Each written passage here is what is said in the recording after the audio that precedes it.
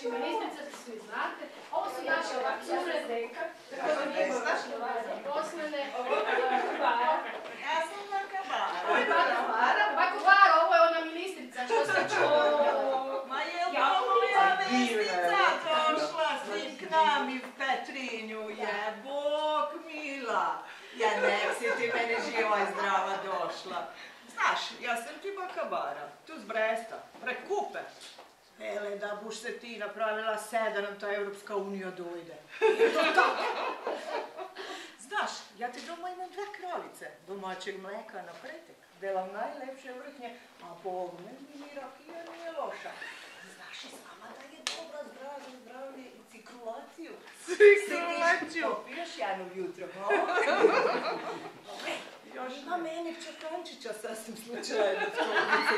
Pak si buma nas 2 kasnije pile. Si vidla da sam si zvezdice na torbak postavila?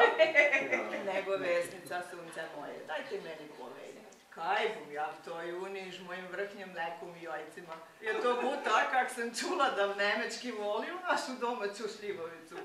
Hele, da v Berlinu na placu moraš sve prodati, je to tak?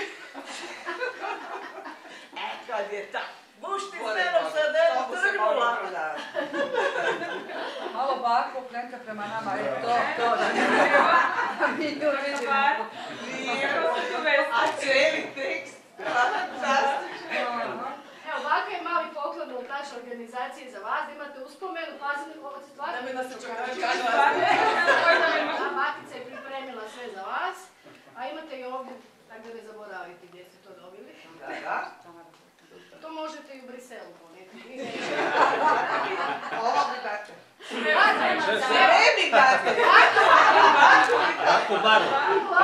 Ovo morate pokazati kak su to. Ja ću odnjeću 100%.